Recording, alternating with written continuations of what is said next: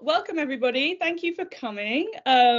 We haven't actually had a Digital Ethnography Collective event for quite some time on our own, just because, you know, I was finishing my PhD and then I was moving but yeah, I'm very happy that this is the first event that we've had in some time. I am Zoe Glatt. If you don't know me, I am a postdoctoral researcher at Microsoft Research. And I have to admit that I have a very personal investment in today's topic, which is an authors roundtable for three amazing authors who are working on books on the influence industry, because I am also working on a book on the influence industry, and I wanted to ask them questions about how they're doing it so that I can learn how to do it too. And I think I really liked the idea of having an event about books that are currently being constructed, because I think that's not something we get to see very often. We often hear about like the kind of polished end product, and I think actually the process for anyone who's thinking about writing a book or who has written a book, as I'm learning now, it's a really kind of fraught and messy process, and there's a lot of mystery to it, I think, if you haven't done it before. So I think that we have the opportunity here to like hear about obviously the amazing work that these researchers are doing, but also the ways that they've come to construct a book project and the different kind of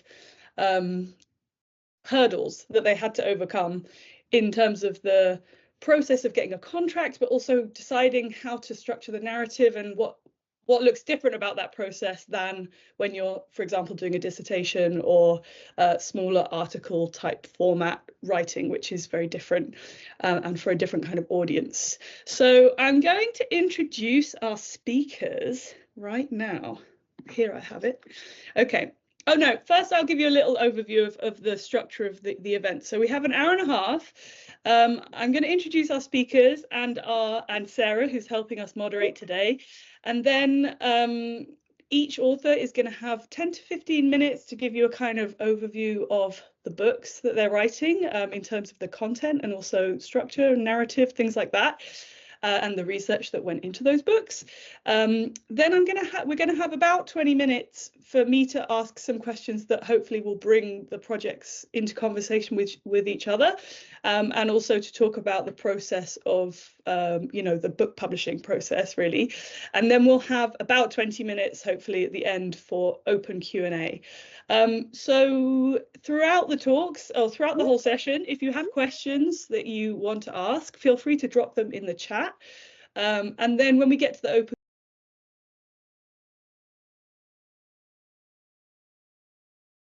Zoe, you muted yourself. Hello, can you hear me? Now you're back. You hit the space bar or something. I don't know. That's weird. But there you go. What was the last thing I said that you heard? Just keep going. It wasn't much. I jumped in right away. Yeah, so basically you can drop your questions in the chat and we will be going through them, and you can also raise your hand when we get to the open Q&A. At the top there's like a raise hand button if you want to ask your question in person, and Sarah will be alternating between the written and the in-person or not in-person vocal questions. And I believe everyone is muted. I think that was a function when you joined, but if you're not, please just mute your mic so we don't have any like noise interruption. Last thing, we are recording the event.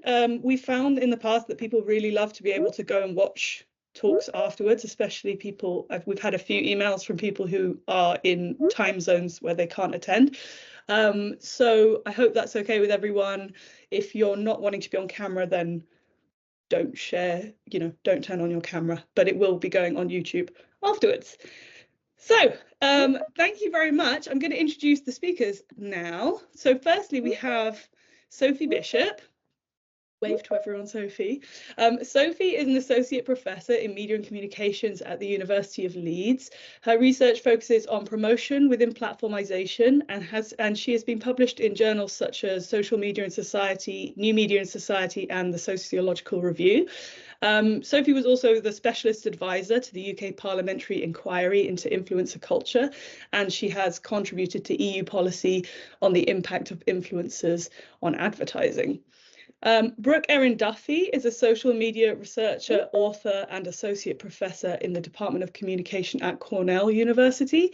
Her books include Not Getting Paid to Do What You Love, Gender, Social Media and Aspirational Work from Yale University Press in 2017, which was recognised as one of the top tech books of 2017 by Wired, and also Platforms and Cultural Production with Thomas Poole and David Nieborg, which was Polity in 2021, which we also ran a book event for. Now I think about it, that was a very good event.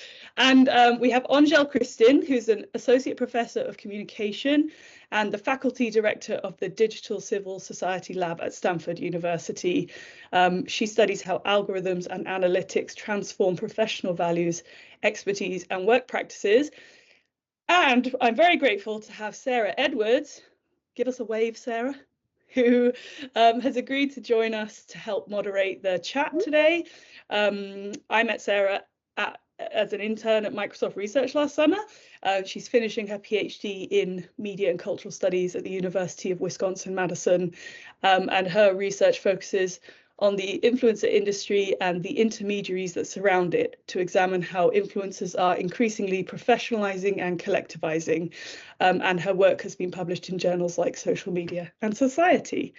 This is a really great group, and I've been very interested to hear about these projects as they're unfolding just in like friendly conversation, but I'm really excited that they get to like share it with us today, and I hope that everyone...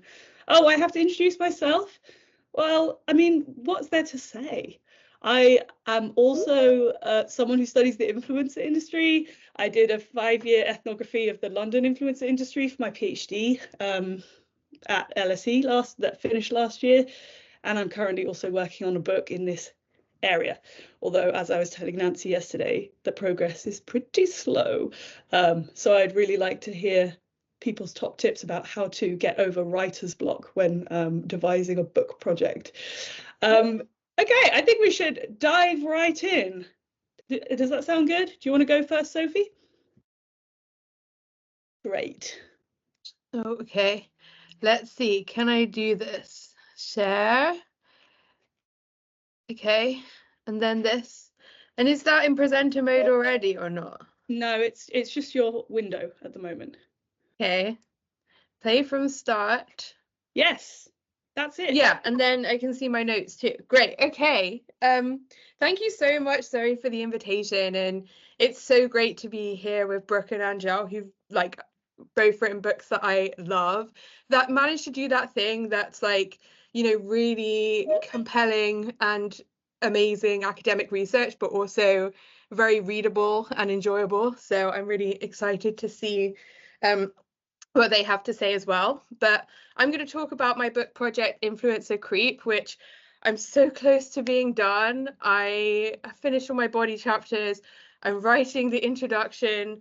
I'm 35 weeks pregnant, so I've got 3 to 5 weeks to finish it all. So we're going. That's happening. But yes, so what is Influencer Creep? Let's start. So in early 2024, I received an email from Caroline Mims's, a journalist working at The Atlantic, and she wanted to speak to me for a story about how people who foster dogs post about them on social media to increase the chances that they'd be adopted. So she wanted to talk to me, like it wasn't very, it wasn't that random, because I'd recently published a piece in Real Life magazine called Influencer Creep. So in her Atlantic piece, Caroline Nice wanted to use the concept of influencer creep to articulate the pressures that she felt to share the dogs that she fostered, ensuring that they would look as cute and engaging as possible.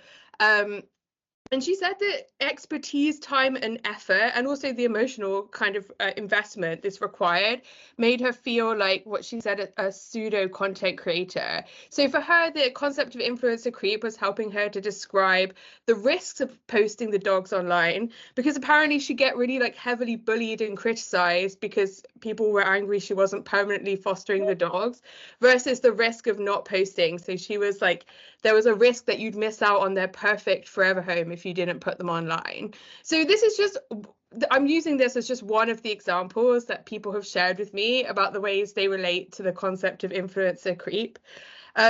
I define influencer creep as the process in which strategies developed by influencers are being taken up and used in everyday life.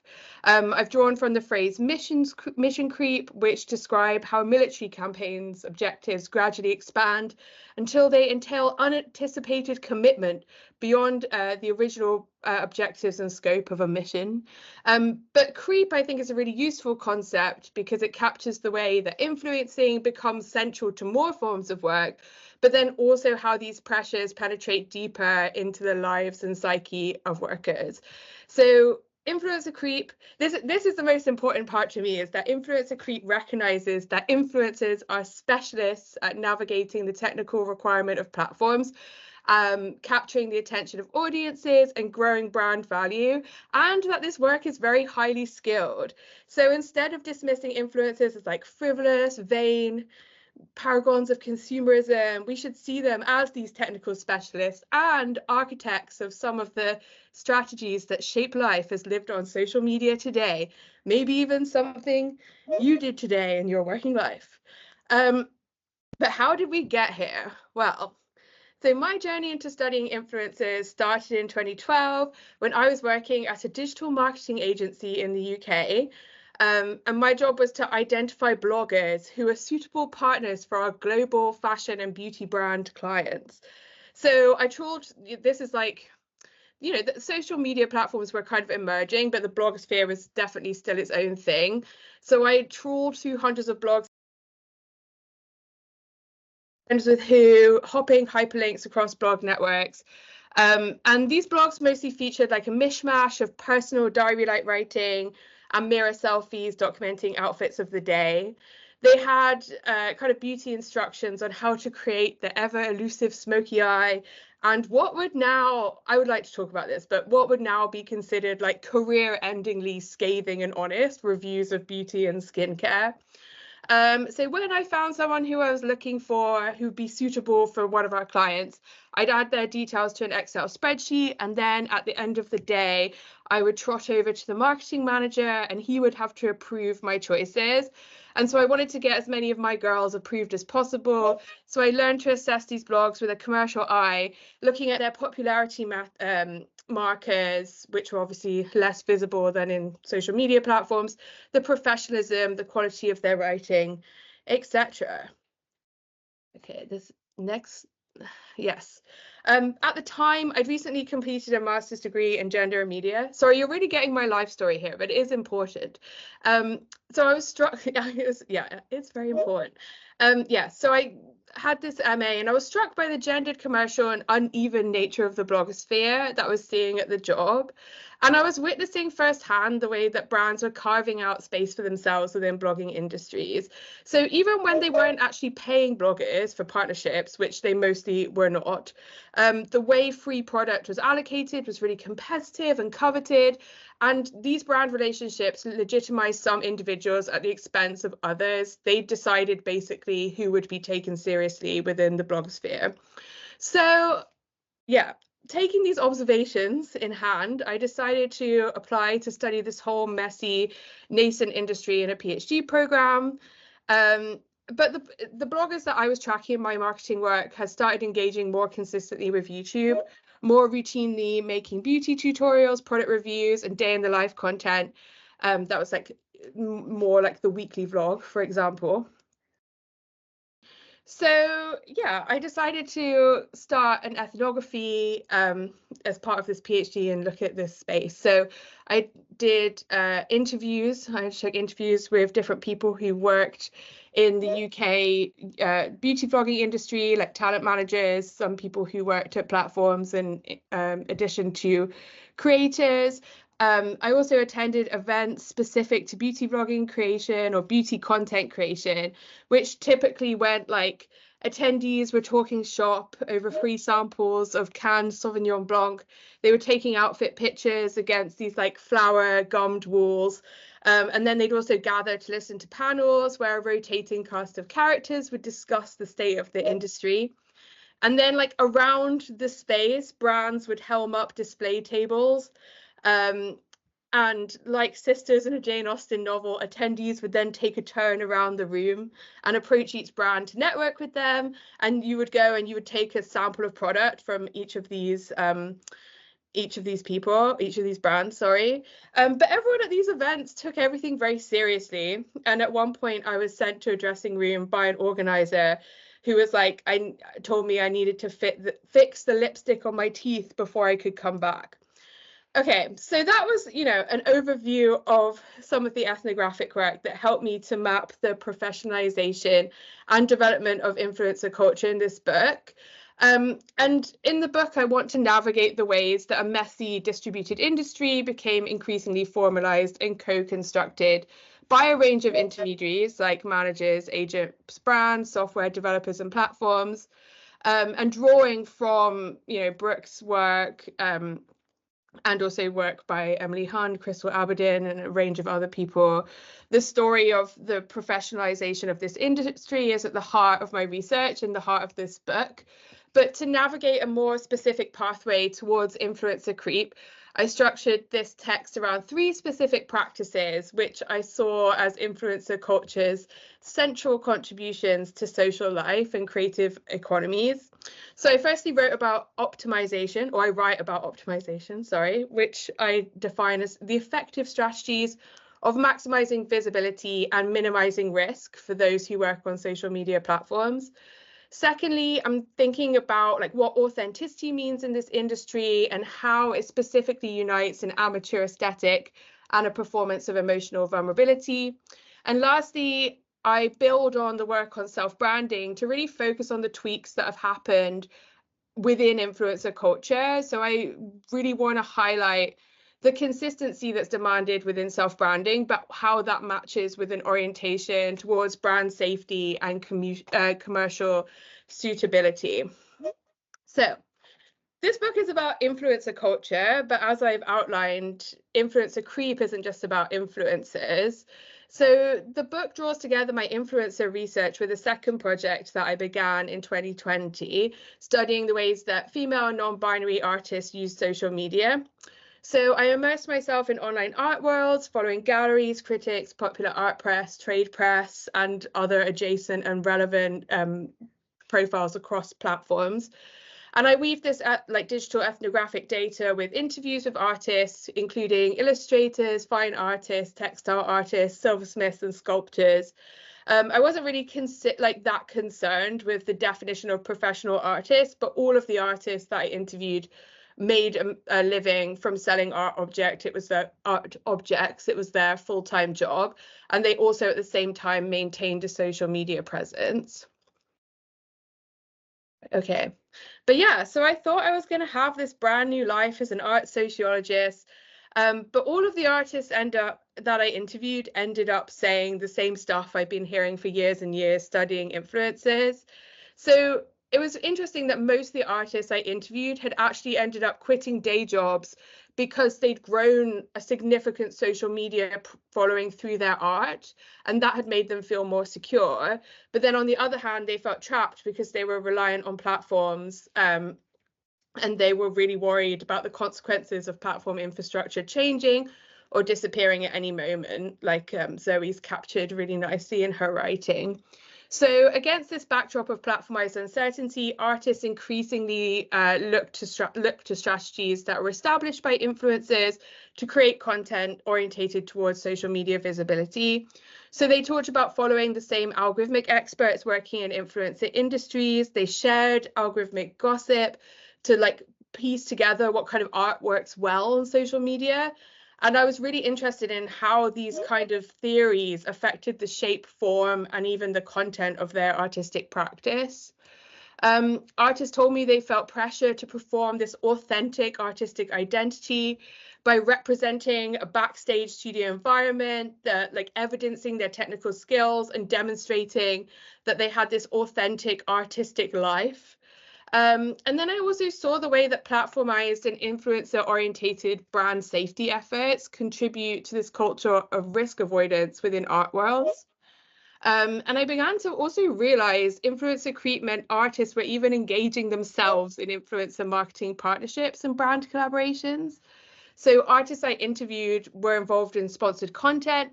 They worked with luxury brands who wanted to court associations with craft and art to increase the aura around their commercial goods. And artists were being hired for sponsored content because of their personal brand and their social media capital and their audience. So in these like relationships, they didn't even mention their art or their artistic practice. So this short presentation offered a brief overview of the book and how I got there. And so I've got the contents, the like first draft of the contents here. So bringing the two projects together was really hard. And I think it's quite a common practice for writers to bring a dissertation project together with another case or case studies, or they want to update the dissertation in like for a first academic monograph. So I thought maybe we could talk about some of the things I struggled with and strategies. Like that's something that, you know, I think I've found challenging. But I just wanted to shout out to my editor, Michelle Medapinski at the University of California Press, who's been really helpful in thinking this through. Thank you. End. Thank you so much, Sophie. It's so nice to hear about, like, because obviously we've known each other for a while, and I remember when you were finishing your PhD, and like it's nice to hear the trajectory from that to this, you know, in one thing. But let's move to our next speaker. Who's going next? Who's going next? I think that Angèle's going next. I guess it doesn't really matter. Angèle, would you like to go next? Yes, I'm happy to go next. Can you hear me? Yeah. Okay, yeah. cool. Let me pin you. Wait, if I pin you, oh, is that just for me? Maybe I don't know how to set it as like this. You can pin for everyone. Oh, how do I do? Oh, spotlight for everyone. There you go. Yeah. How's that? Okay. Go ahead. Okay. So I don't have slides, but I'll keep it, you know, as like I hope informative as Sophie has done. Same thing. It's such a pleasure to be here today, and you know, I've been drawing on so many people's work who are here, both kind of speaking and in the audience. So just, you know, shoot out to this really fantastic group of scholars, and I think it's also a very nice place to be in. And I don't say nice as in influencer nice, but you know, actual nice. So just such a pleasure to be here.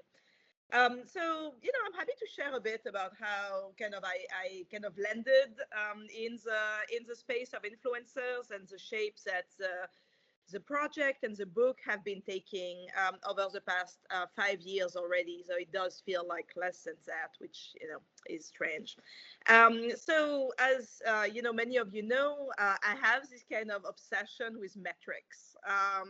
I don't know if it comes from me being French and kind of getting a lot of metricized grades when I was a kid. I mean, there is a lot of reflexivity to be done here, but I just find metrics really fascinating in what they convey, you know, how they're used to kind of sort people and how they're used to evaluate the kind of, you know, the value of people one way or another. And so it's some things that I started kind of really thinking about in my first book, which was from my dissertation on web journalists, and how in the early 2010s, web journalists in the US and France really kind of fell into social media traffic and what I call the chase for clicks, right? And started kind of really kind of relying on social media metrics as a way to assign kind of value and importance and relevance within newsrooms. And so, you know, my first book, you know, it's just the way it was. You know, it was my dissertation, and writing the first academic monograph from the dissertation is a particular kind of, I mean, I shouldn't say torture, but let's just say that it's a particular journey, which, you know, Zoe, I really feel you, and, you know, everybody who's there, it's like, I like comparing it to, like, you know, you have a ship. It's like, you know, the traditional philosophy metaphor, right? Where you have a ship and you're replacing every single piece of the ship one by one. And at the end, is it the same ship or is it a different ship? And you know, it's kind of an open question, but you're ready to be done is the long and the short of it. So that was very much my thing. And at the end of the journalism project, I was like, okay, I'm never touching journalism ever again. I am so done. And you know what? I am so done with social media metrics as well. Like this is, we're done here, like enough. And so I thought that my next project was going to be about criminal justice and how judges and prosecutors kind of use predictive algorithms to assess the risk of defendant. And I kind of started doing field work kind of in that realm. And again, there is much more there than, I can touch on, but basically I was just like, it doesn't quite feel right. And so I wrote a couple of articles and kind of co-authored with wonderful people, but I was just like, yes, this is not quite a monograph for me. And then a fantastic graduate student in my department, Becca Lewis, who is an amazing kind of media studies scholar who has been writing about far-right YouTubers, came to me and was like, hey, like, I know you're interested in metrics. Turns out I've been really fascinated by these weird YouTubers called drama channels. And, thanks, Dalton. And she was just like, oh, do you want to do something there? And, I was like, okay, well, I really am an ethnographer and I like doing interviews. Let's try to reach out to them and let's see if they'll answer our emails. So we did that, and surprise, surprise, they did answer our emails. I mean, it was quite a journey because, as many of you probably know, drama or T channels, it's a very lively community, to say the least. And they also have some kind of online practices that are, shall we say, a bit problematic at times. And so we certainly experienced kind of our share of that. But by the end of it, I was completely hooked, basically. And I was like, wow, this is actually fascinating. And I do think that, in thinking about it and in thinking like, well, why do I think that there is a monograph there for me? I think it had to do with the fact that in the case of journalism and criminal justice, I was looking at kind of established institutions, established organizations, established fields, kind of changing or not, but mostly changing with kind of the rise of platforms, right? But with influencers, as kind of Brooke has shown so well, it's really kind of and now it's not so emerging, right? But like it is a much more kind of distributed and flexible space. It has been changing and going towards kind of more professionalization and structuration, but it is still much more distributed. And I was like, oh, so what does it look like to have kind of a new, actually not so new, but an emerging class of creators, right, who are taking advantage of platforms and kind of looking at structuration processes in that space. So anyway, so I was hooked. And so then I did a lot of different things, and that has to do with kind of my own, it has to do with honestly maternity leaves and pandemic kind of together. And so basically I switched completely to online field work, which again for me was like a big shift, but all worked out for the best, I think. And I ended up doing about 100 interviews with influencers, marketers, agents, platform employees, just like everybody I could talk to. When it came to influencers, I was really interested in kind of niches of interconnection. So I focused on 3 kind of niches, drama channels that I studied with Becca Lewis, vegan influencers, and dad influencers, talking about kind of parentality, fatherhood, masculinity, etc. Kind of all of them across platforms, as Zoe has shown really well, in part because they are all kind of really kind of concerned about the precarity and the fact that anyone could, so much drama, but so much drama in all of these things. Okay, so drama is one of the threads here. And so then in parallel, I was like, interviews, like it's great, but I find it kind of frustrating because, as you know, influencers like to present a kind of pretty curated version of themselves. And they were pretty earnest in interviews, but I was just like, oh, I kind of want to get like other angles and triangulate a bit. And so I started this kind of mad dash to kind of figure out like other ways to get data. So what I did was a virtual internship for a couple of months with an agent who was representing influencers with brands. And so as part of that, I was one of 4 interns. All the other interns were undergrads and they were much better at it than I was. And I was like definitely like the old kind of grandmother who was like, how do we use Canva? I do not understand. Anyway, so that was me. But, it was fascinating in part because I worked on the pricing. I worked on kind of the media kits. You know, I kind of really looked at how the kind of exchanges between kind of influencers and brands were negotiated. So that was invaluable. Then in parallel, I was like, you know, I'm really interested in the rhetoric of entrepreneurship, which, you know, influencers talk a lot about. It's like being my own boss, like, you know, all the things that Brooke kind of finds in her book. And so I was like, oh, I'm going to look at influencer classes and coaching programs about how to become an influencer. And so I took a grand total, I think, of like 13 or 14 training programs about how to become a successful influencer.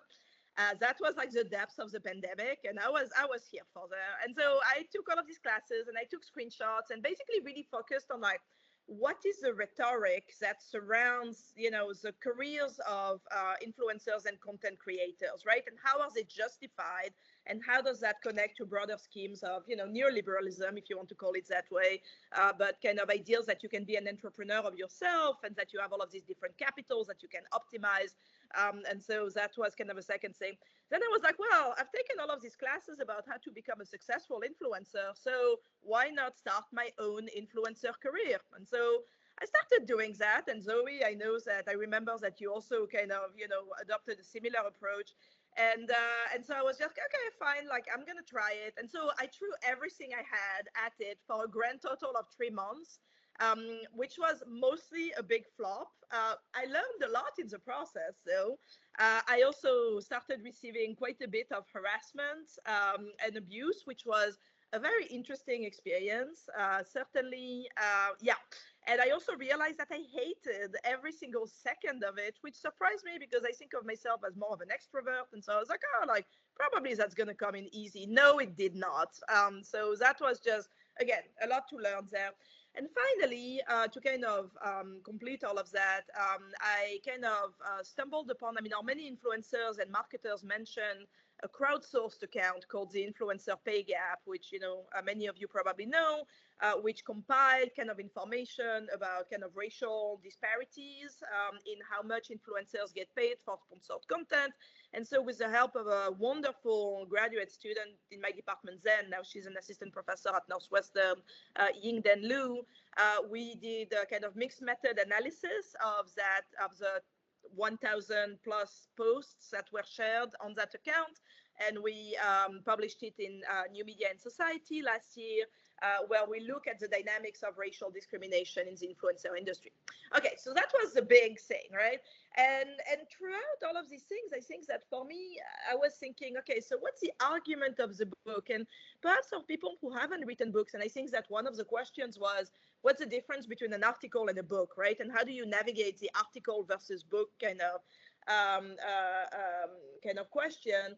I think that for me, it's very clear that there were some kind of, I think of them as like nuggets or like some little bounded questions that I wanted to talk about more in article forms, right? So that was the case for drama channels because we were just finding our footing in that topic and kind of trying to figure out kind of questions about cancel culture and drama and metrics. And so it was a pretty bounded kind of study. So we published a couple of articles on that.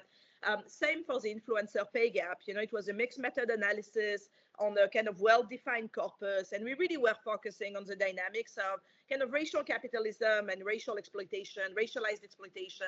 And so that was pretty clear that it was an article too.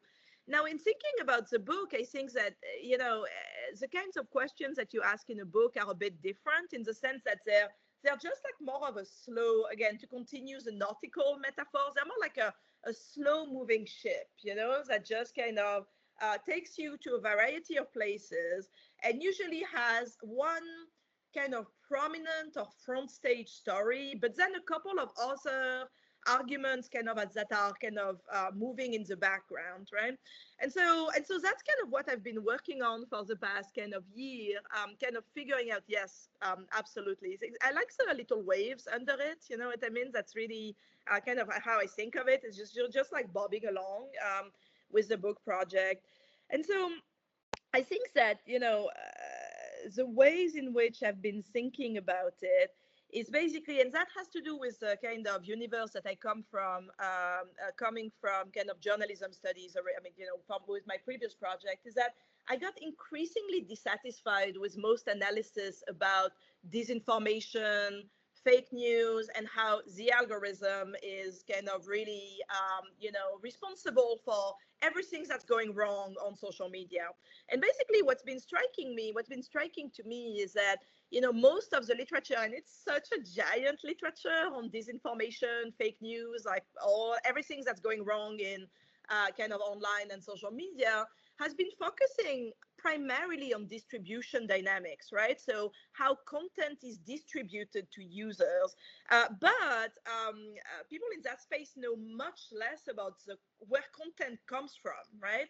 And so the more I've been thinking about it, the more I think that really we are being told kind of this story over and over again, which is that all of us are posting content on social media platforms, and therefore all of us are kind of responsible for what's happening on social media platform. But of course, this is only a partial story, in the sense that, in fact, people who produce most of the visible content, the popular content on social media platforms, are influencers and content creators, people who are making a living, who are making a career based on these content production strategies. And so that kind of led me to think, well, how is the economic and professional landscapes that platforms are creating for cultural producers shaping the kind of content that they produce, right?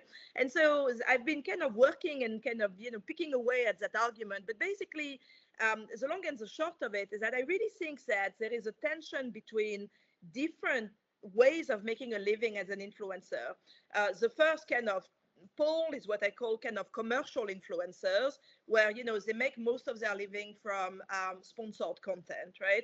And the second pole is what I think of as guru creators, where they make most of their living from audience loyalty. Now, of course, and I can think of many kind of exceptions of people who do both, right? So this is really kind of a continuum, not discrete kind of categories. But I do think, and what I've came up with like over and over again in my interviews, is that it creates slightly different incentives, in the sense that if your primary way of making a living is through contracts with brands, especially big brands for sponsored content, then you run into the mandate of brand safety that Sophie has written about, right? And so then basically you have to become more mainstream.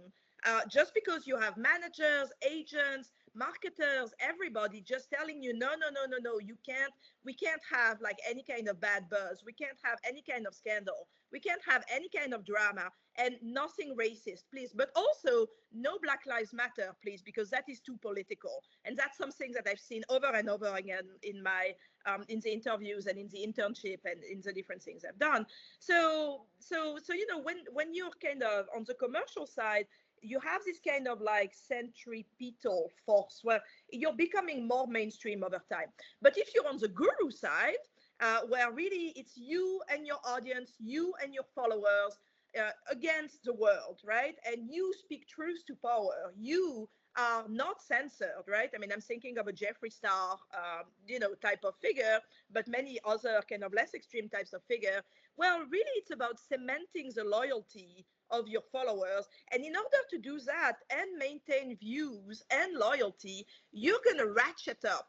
And you're going to go kind of centrifugal, right? In the sense that you're going to be posting more extreme content. You're going to be posting more drama, more inflammatory content. And at the end of the day, kind of more potentially problematic information.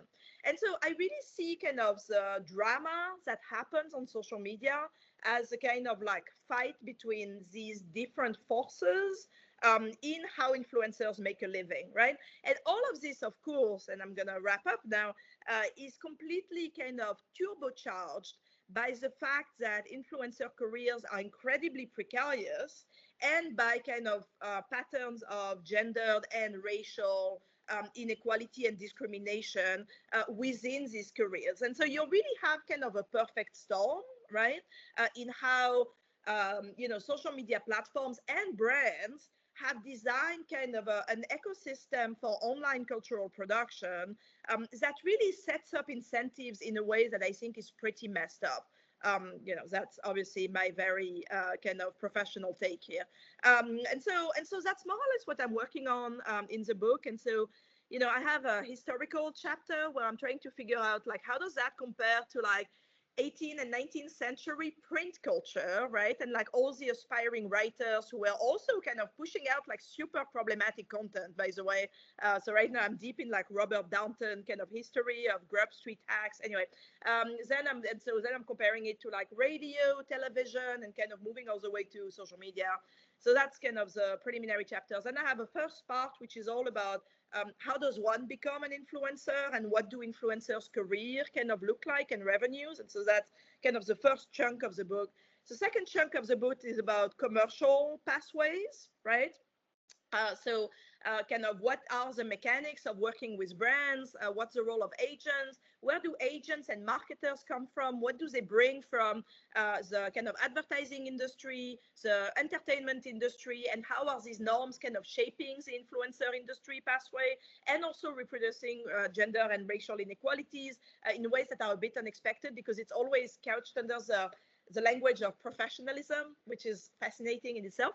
And then the third part is about guru pathways and about basically these dynamics of like viral position takings that kind of ratchet up over time. And I finish actually kind of with a, tip of the hat to Sophie's work on kind of influencer creep, because I do think that, very much as Sophie is arguing, that these logics are, as platforms kind of creep up in more and more domains of social life, and especially intellectual, artistic, cultural domains, that's the same dynamics of drama, extreme content, inflammatory content, like all of these things are also kind of moving across sector, right? And so that like influencers are not like these weird kind of exceptions that, we should like, not take carefully, and that very much like Sophie just said, they are canaries in the coal mine in terms of what's coming for the rest of social media users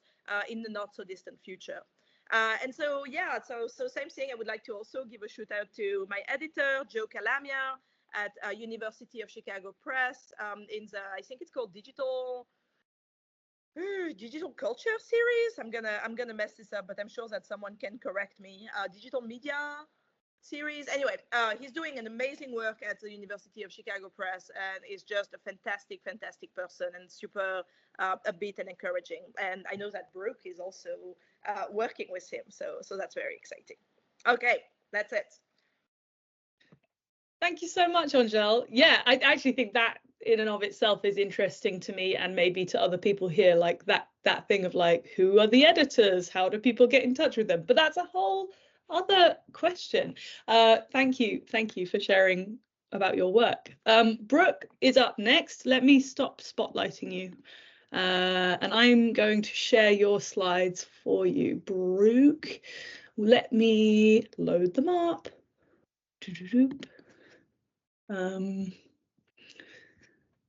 Here. Oop. Okay, I think it's loading. Tell me when you see it. Actually, it took a minute last time, so let's just give it a second. And just a reminder to everyone, you can drop your questions in the chat. We'll have a little while to think about them, but as they come up, they could be about the contents of the books or about the process of writing the book or publishing a book. Anything that you'd like. Can you see the slides? I can. Yes. Yes. Yeah? Okay, great. Just tell me when you want me to change the slides. Go ahead. Will do that. Thank you so much, Zoe, for organizing this event, coming up with the idea, convening it, drumming up visibility for the event. And I'm just really excited to be in conversation with you and Angèle and Sophie, and just echoing what Angèle said about it being a very generous intellectual community. And so I see so many people in this chat list that I'm just dying to catch up with, but we'll save that for later. So for now, I want to talk a little bit about this in progress book, The Visibility Bind, which I am definitely going to change the subhead at some point, but for now, that's the placeholder: creators and the perils of platform labor. I had a pretty ready to go book talk, and I realized in keeping with the theme of like exposing the messiness and the trials and the challenges and kind of like peeling back the curtain behind the realities of writing a book, I would talk a little bit more about the process rather than the actual content, though I'm happy to chat later about that. So next slide, please. So a little bit of the backstory. I finished my monograph on the social media landscape called Not Getting Paid to Do What You Love in 2017.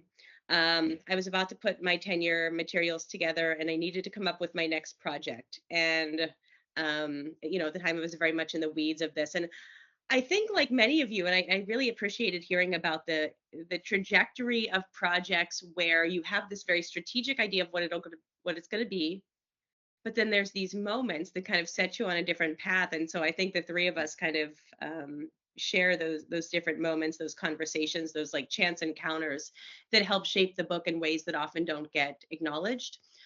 So for me, I was thinking about writing a much more expansive book on the gig economy, and thinking about sociologies of invisibility and mapping out the different ways in which invisibility played out in the gig economy. That was what I thought.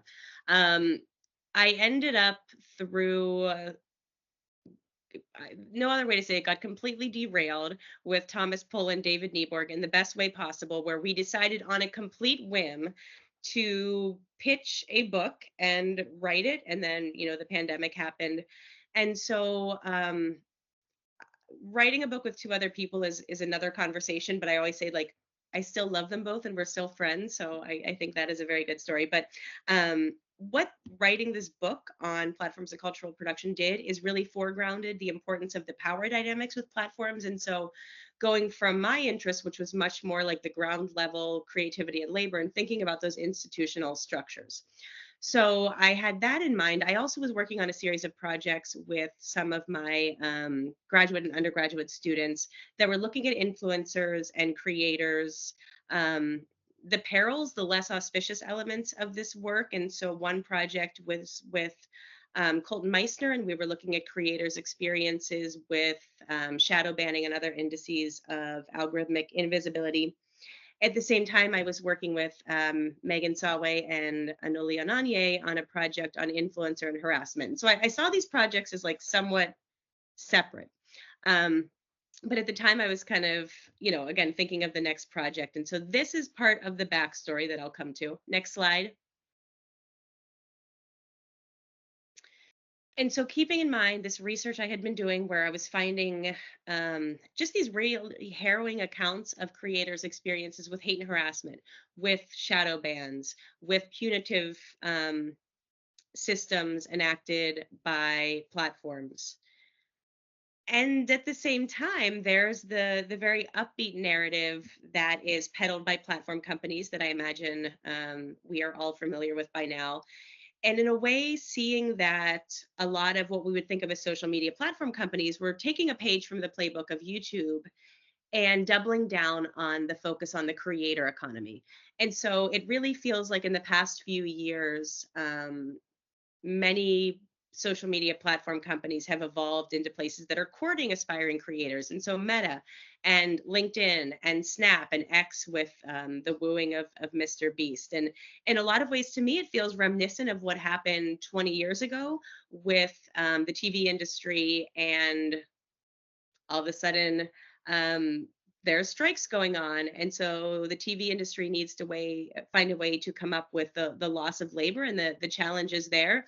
And so they relied upon the free labor of reality TV participants.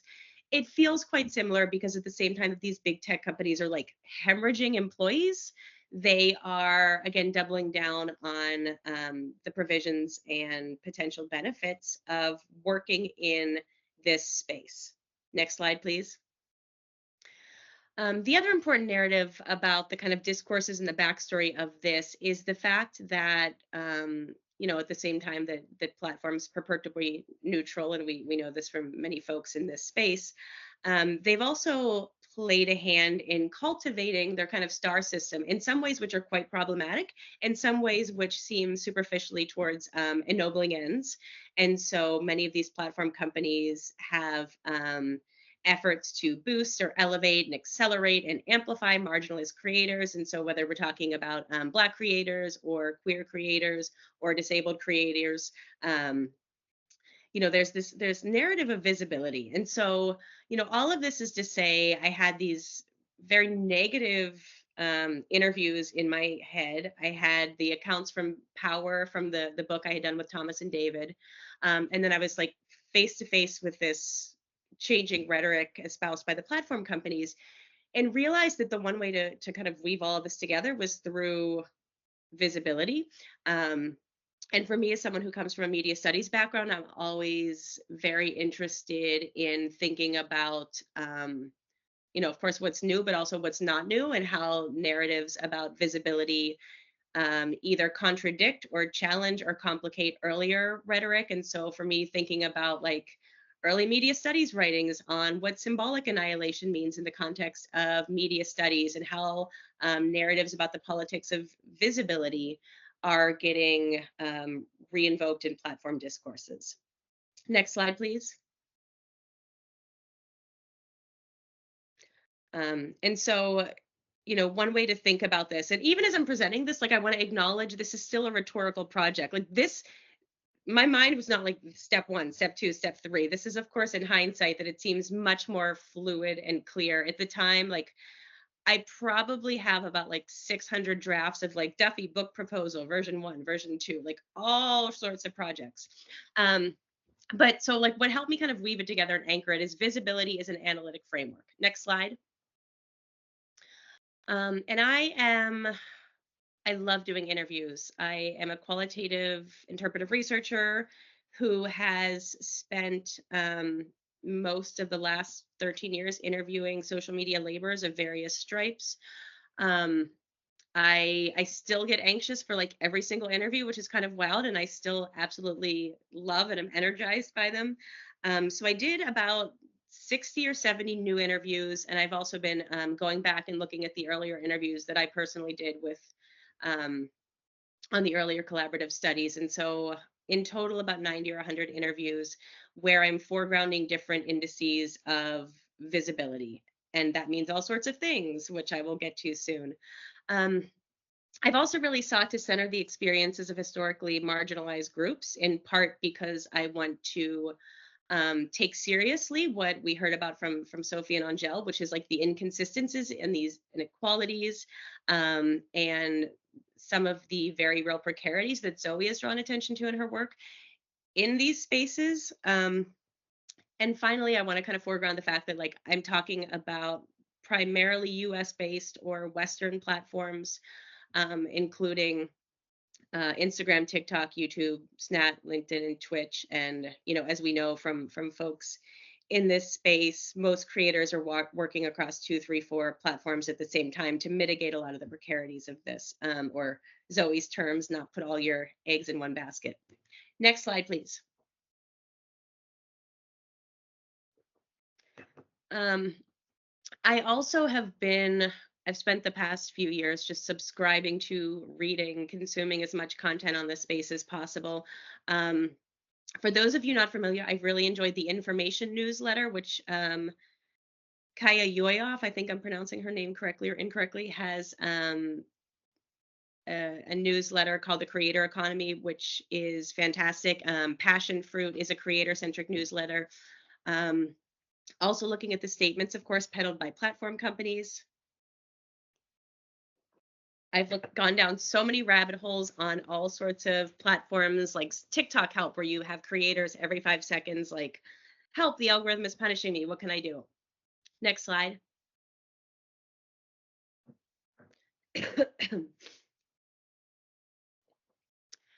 And so, one thing, of course, I want to do in this book and want to do in much of my work is like challenge the fact that these are cultural dupes. I mean, these are smart, strategic people that understand the precarities, the inconsistencies, the unevenness. And so I want to acknowledge that like they are driven by the promises of platform visibility that I think we see reverberating across the larger economy. And so the ideas of self-entrepreneurship, especially in the wake of the pandemic, the economic rewards, which again are so heavily lopsided. Like I cannot tell you how many people in conversations mention Mr. Beast. Like he is making, I think, $50 million a year. That's not the norm. Surprise, surprise. But also the elements of like finding solidarity, finding communities, especially for marginalized communities. So I don't want to dismiss the promises of platform visibility and how these have provided very real, tangible, material and immaterial benefits to creators. Next slide, please. But I've also, as I mentioned before, have noticed that a lot of the challenges, the difficulties, the struggles that creators, especially marginalized creators, run into, amount to struggles with invisibility. Again, this is nothing new. We can think of this situate this on a much longer cultural timeline of how cultural producers have struggled for recognition. In the platform environment, this of course plays out in economic devaluation. And so Angèle mentioned her work on the influencer pay gap, where you hear of gender-based pay gaps, race-based pay gaps, very striking issues in terms of not just brands' willingness or interest in exploiting creators, but also platform companies and the reward systems they have and how they allow particular individuals entry and exclude others. Of course, a huge issue when we're thinking about invisibility is the fact that your entire livelihood could disappear tomorrow in ways that feel quite novel, even given the precarity that has long been a feature of the creative industries. And so for those of you in the US, like there's been a lot of discussions, of course, with the TikTok ban,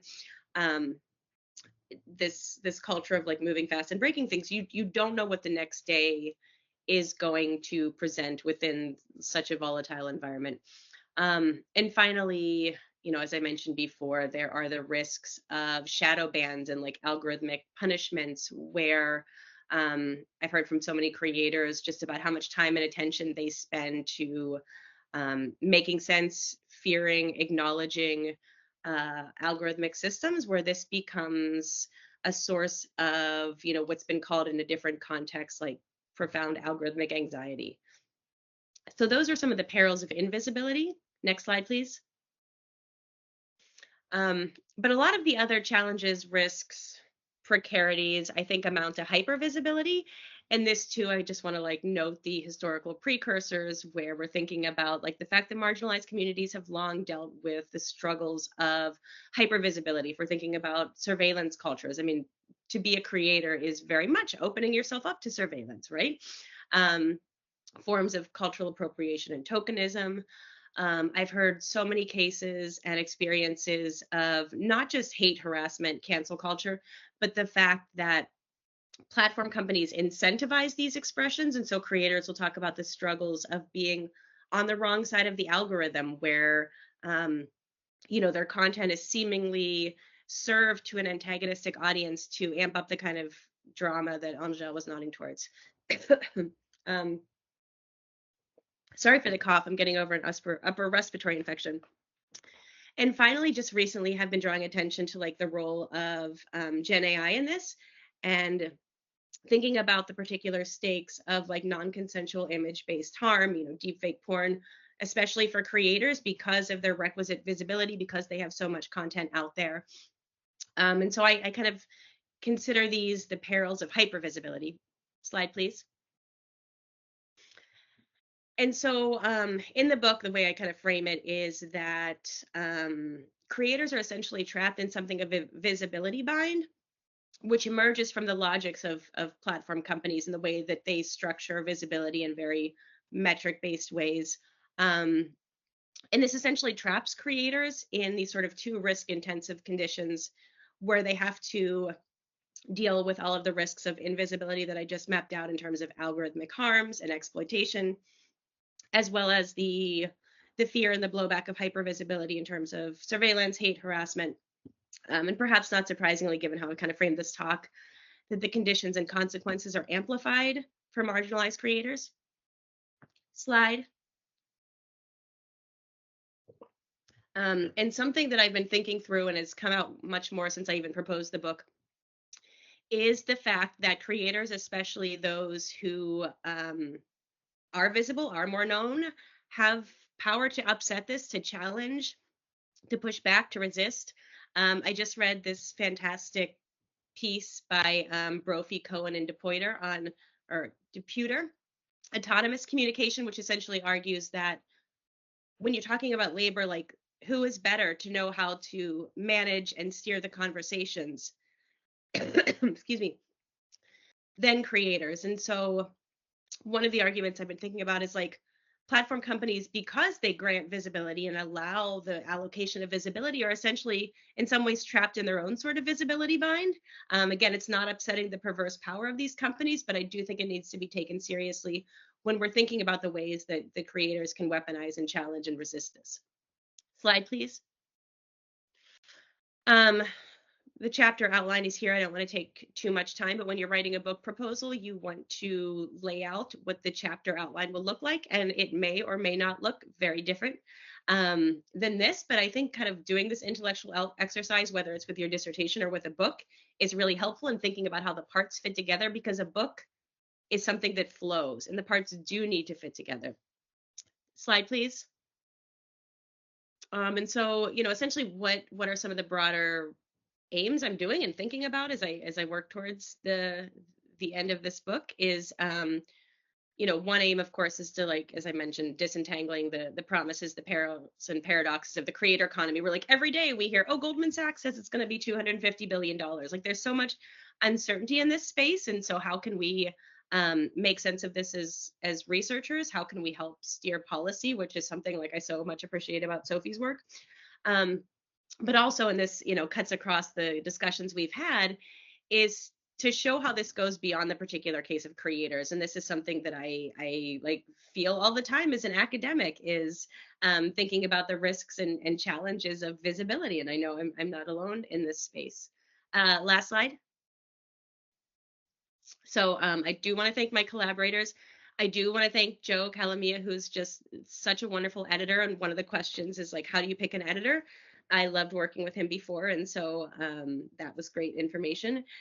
And if you're not familiar with this text, it's called From Dissertation to Book. I found it really useful because when you're writing a dissertation, you spend so much time in this deep space of like, you're in the weeds, you want to speak to your committee and satisfy this. And so this helps kind of like pull you back and think about what is different from a book than a dissertation.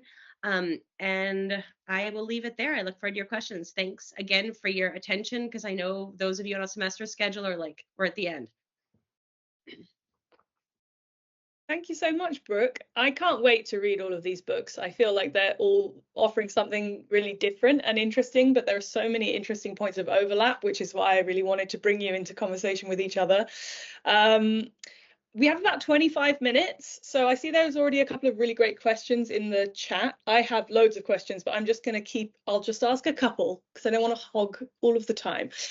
Feel free to raise your hand if you'd like to ask your question in person, and we'll get to it shortly. One thing that you reminded me of, Brooke, at the end there was just one tip I have for anyone who's thinking about writing that, especially if it's your first book. I would highly recommend, if you can ask people who have written books to send you their book proposals.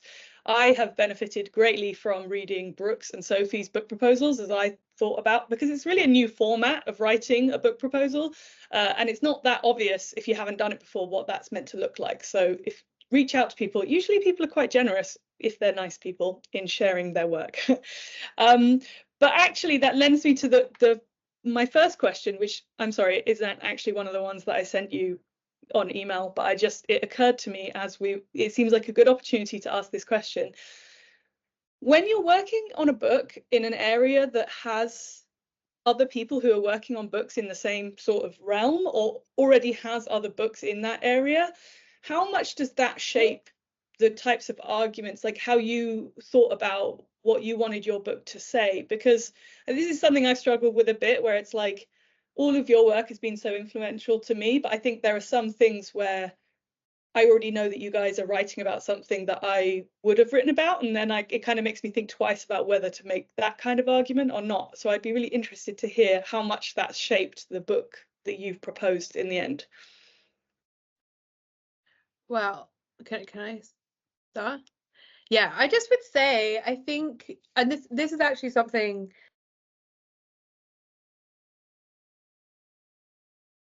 You're muted, Sophie.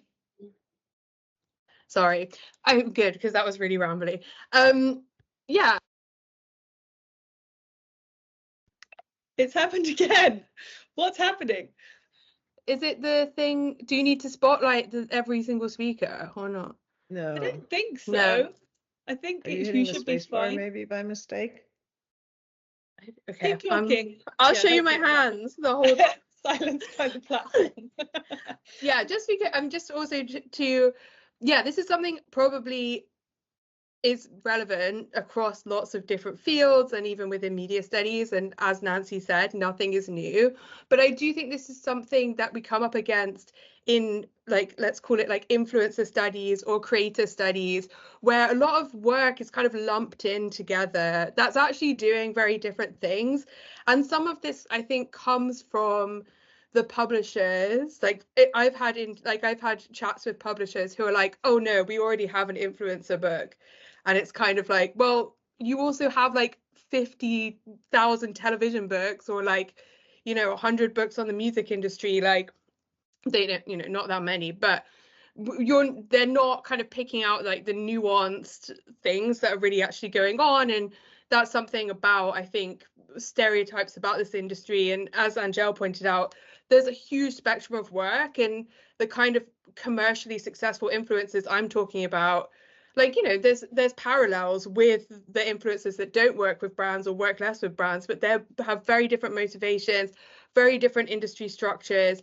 In your work, Zoe, you captured like a really, really interesting time of VidCon being like at its height, and these people making like, really actually being really successful through things like Patreon, and the wheels have kind of fallen off. So you've got all of this amazing data from this very specific time before it fell apart. So I think like this is just to say not to fall into that trap of doing that to yourself, being like, oh, people have said this about influencers, when there's so much going on, like it's a huge field and that's changing all the time. So I think we got to be confident. Confidence culture. I'm happy to go next. I mean, I think, yeah, it's a good question, Zoe. I mean, it's funny. So I will say, like, the way I was trained, and then I will say why I completely disagree with that. So the way I was trained, or in kind of, and if there are mainstream sociologists in the room, just don't hate me. But like, let's just say that the way in which I was trained is that, if anyone else has written something that is close to what you want to write, well, it's very easy. You just trash them. And then you kind of do it better. And I think that's a way in which many kind of mainstream disciplines kind of operate. I also think it's not a good way to operate. And I think that doesn't do justice to what academic exchange and collaboration looks like, which is that nothing is new. You know what I mean? I mean, we all draw on each other's thoughts, and you don't need to like trash like what everybody else. Anyway, but I know that I'm preaching to the choir here, so I won't spend too much time. But I do think that, like, when it comes to, and I will say that, okay, another small thing, which is that I think that when you do kind of, for example, historians of computing are often very nervous about getting their topics kind of scooped by other people. And I do think it's because, well, if someone kind of looks at exactly the same archive you're looking at, probably it's a bit of a problem. I think when you use kind of qualitative methods like interviews and observations, it's always going to be very different because the people you talk to are different, and because what you're bringing to the table is different. And at the end of the day, even if it looks similar, you're going to take it in a different place. You know what I mean?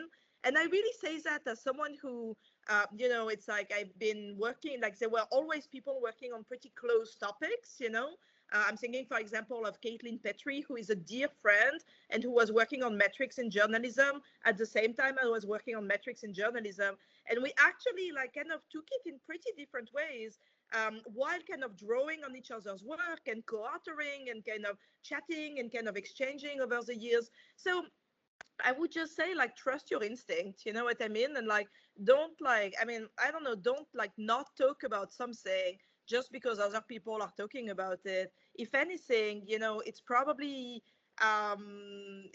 you're going to bring something pretty different, you know what I mean? And so kind of building on what's been done, but taking it in new directions. So I don't know.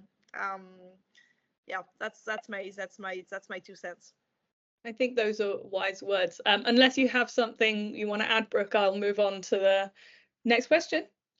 No, I'll move on to the next question. I think I have so many questions, but I actually really want to hear the questions of the other people here. So I'm going to cede the floor to Sarah, who is the master of the Q&A section. Thank you. Great, thanks, Zoe. Yeah, so it looks like we've got some questions in the chat. You all can continue to throw them in there as we're going along. I'll start with Victoria Amara with the raised hand, and then I'll switch off to chat and we'll keep going that way. Hi, everybody. Can you hear me okay? Yeah, okay. Thank you so much. This has been really exciting, and I'm thrilled to be here and to hear about all of your important work. I'm very excited to read it all. I kind of want to touch on something, Brooke, that you said near the end. So I'm kind of in the early stages of putting together the book proposal, and I've been doing it all day, and it's a nightmare. So if anybody else is doing this and is dying, I am with you. But my question is, you mentioned sort of achieving that overall flow of the book, and I feel like I am struggling with kind of shifting my brain from working in sort of the article, sort of like you know, a very contained, compact thing, into how do I achieve sort of an overarching flow to the book, as opposed to it feeling like very isolated little pieces. And I think, Angèle, you made a really useful metaphor for me about thinking about this as a ship that you know, has its stops in various ports. So I'm just hoping to hear a little bit more from the panel about how you actually found that sort of overarching narrative, or what your process was for getting there. Thanks.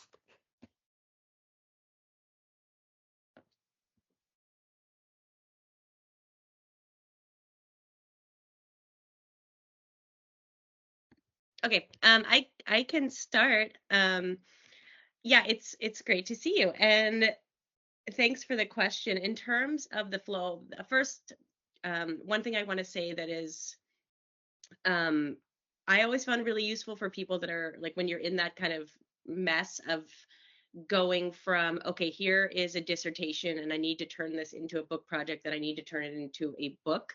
One of the most useful pieces of advice I received was, get rid of the narrative of turning your dissertation into a book. Instead, think about writing a book and using your dissertation as a resource.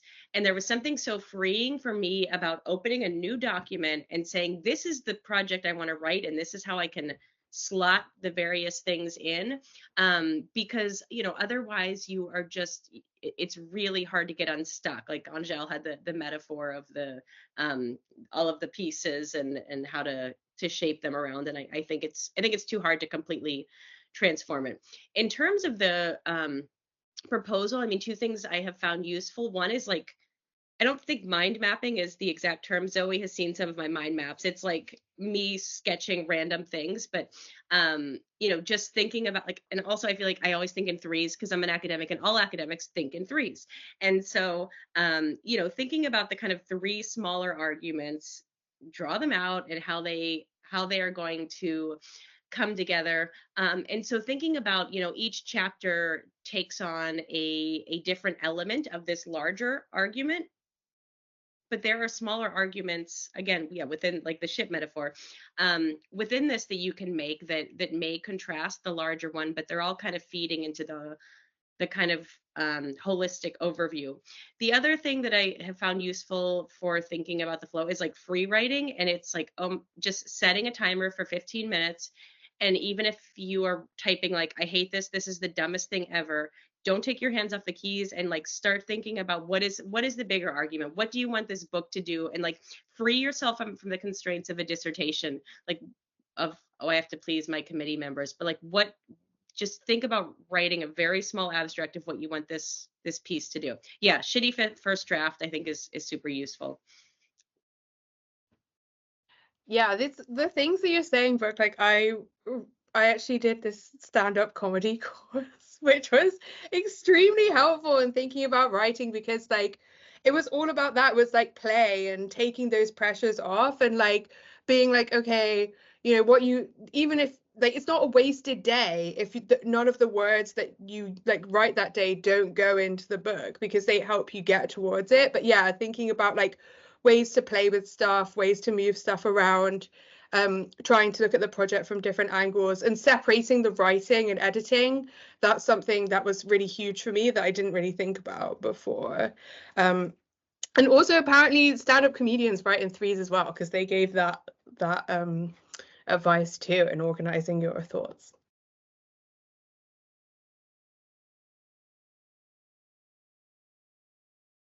Okay, great. So I'll turn to a question from the chat next, which was very interested to hear from authors how we integrate /pitch/produce work that emerged out of collaborations when doing single author book publishing, and that came from Christine Tran.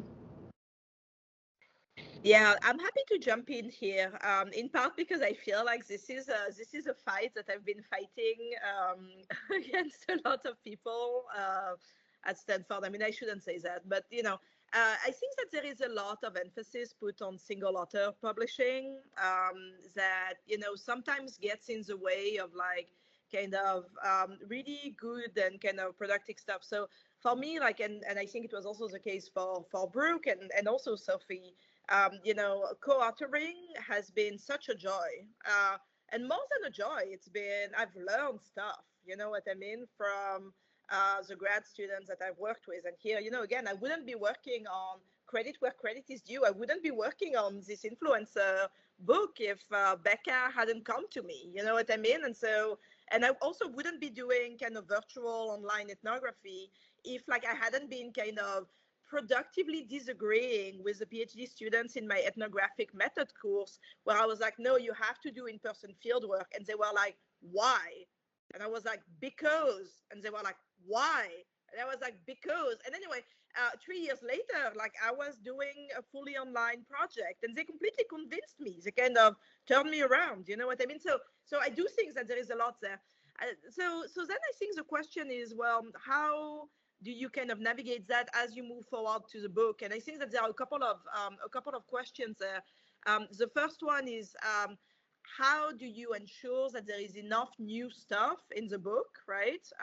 And the second thing is, how do you give credit to people who collaborated on kind of parts of it, but you know, you're kind of for example, like in my case, kind of writing the book on my own.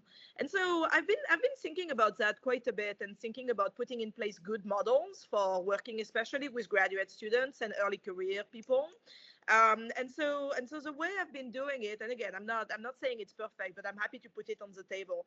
So the first thing is that also a grad student I work with, I pay as research assistants for the work that we're doing together, right? But they kind of fill in their hours up to the point where we decide on the publication strategy.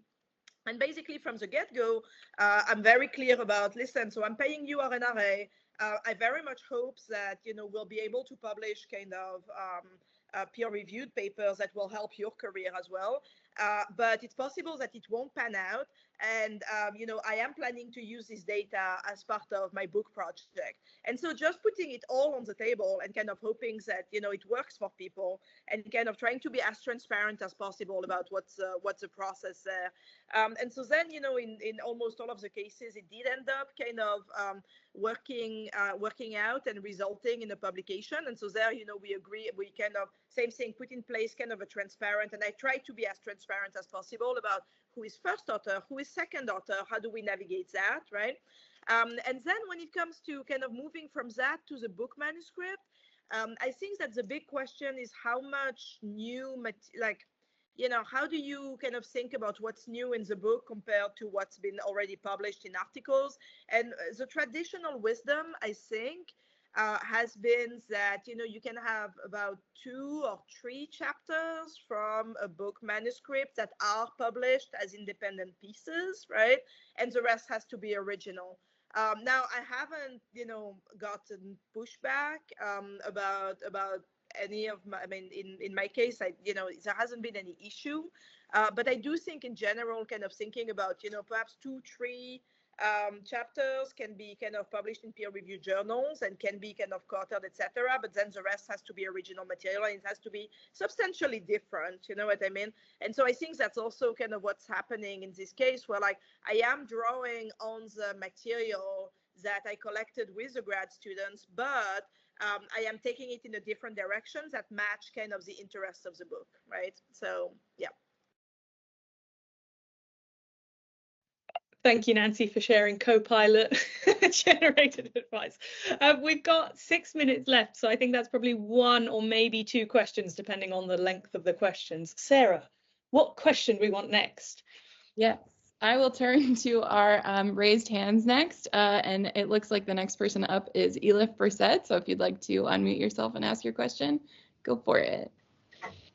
Yeah, thank you so much for all panelists for this great panel, and I'm looking forward to read the books. I have a very brief question. I'm currently a PhD student, and I don't have, of course, any book publishing experience. So I wonder, like, what kind of strategies should a very junior scholar follow while selecting the publishers or editors to work with? Any tips you might want to give would be really appreciated. Thank you so much. Yeah, I really think the most important thing is just to think about these meetings with potential publishers just as conversations. And like, yeah, I just think yeah, I was really nervous about meeting with publishers, and like I find the whole process really, really awkward, especially at conferences. If you don't have meetings like pre-planned with them, I feel really awkward, like just going up to stands, like feeling like you have to sell yourself in that moment. It really is kind of like these influencer meetup things that I went to where you're always just pitching, but actually they just really want to talk to you and hear what you're working on.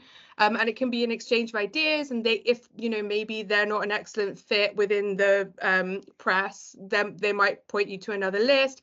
They might tell you really important information, like for example, some publishers will only publish like a first-time author if you've got the whole manuscript.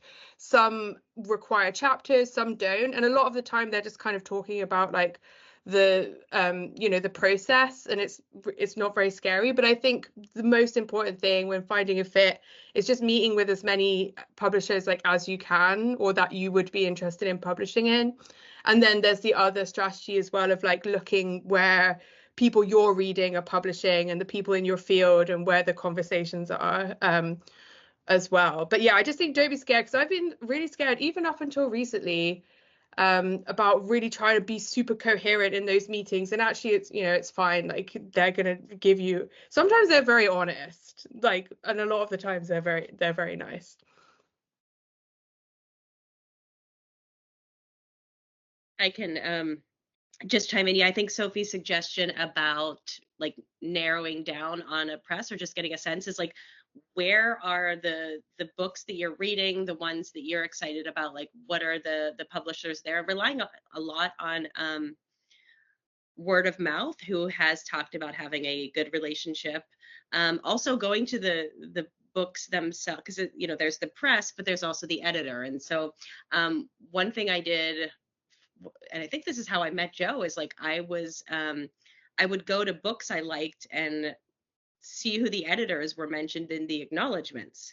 And so I was like, oh, interesting, I should reach out to this guy, because my editor Joe, who I'm working with for the second time now, was I think he was like the science and engineering editor at Yale at the time, which didn't seem like an immediate fit, but I saw him yeah, I saw his name mentioned in I can't even recall the book at the time. And so I think that's one way to get a sense of like who the editors are, because again, there's a difference between the press. If press may have an amazing reputation, but if you're working with someone who doesn't fit with you, and so also just kind of thinking about what kind of editor you want. Do you want a cheerleader? Do you want someone who is going to be more of like a deadline monster? Do you want someone who is going to read things? So Joe is just fabulous and like gave line edits, and so that for me was incredibly useful. And I guess finally to Sophie's point about the conferences, yeah, I like, it's incredibly intimidating to go up and be like, hi, this is the book I'm working on, especially when you're a PhD student and that feels so far away.